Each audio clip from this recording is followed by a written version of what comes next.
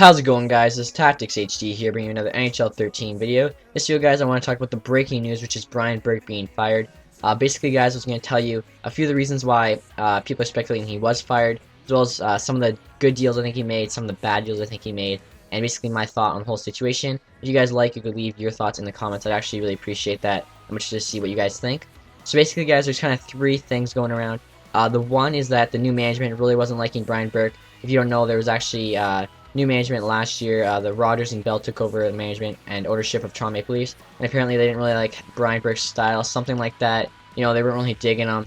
Kind of seems like a cop-out reason, but that's one of the reasons that we were given.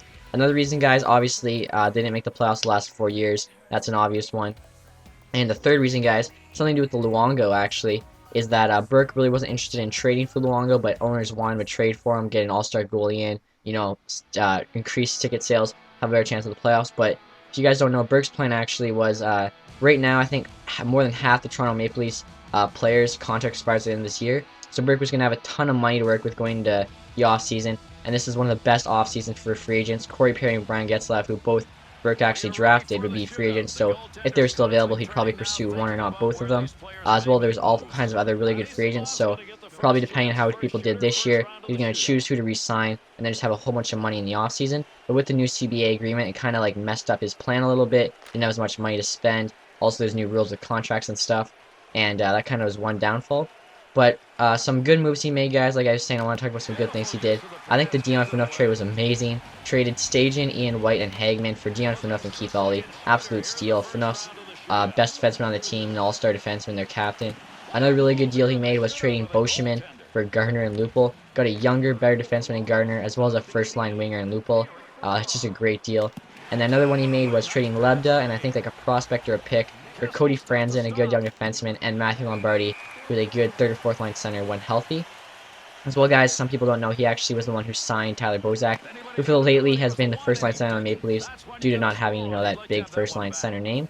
And some other things he did, guys, or some of the things he didn't do that people usually think he did, was trading Andrew Raycroft for Tuukka Rask. That was actually John Ferguson Jr., who completely messed up the Maple Leafs in 2007.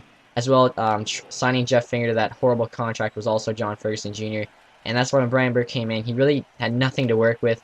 His best players were like Cabriolet, maybe Antropov, and, you know, he actually was able to put together a pretty good team. Unfortunately, they just weren't able to perform as well as they need to on the ice. The best they finished in those 4 years was 10th when they were actually fighting for a playoff spot the 1 year, and the worst they finished obviously was 15th. So kind of feel bad. And as you guys can see, I really don't think Burke should have got fired. I think he's a good GM, and for whatever reason, the players just didn't seem to be performing like they should have been, and that's really not the GM's fault.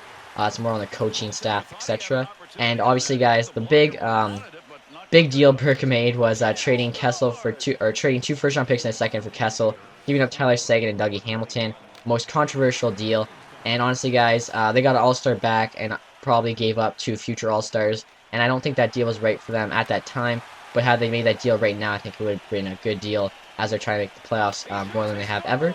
But besides that, guys, it's just my opinions on it. Let me know what you think. As you can see, I really don't think Burke should have been fired quite yet. Maybe give him another year or two and then let him go.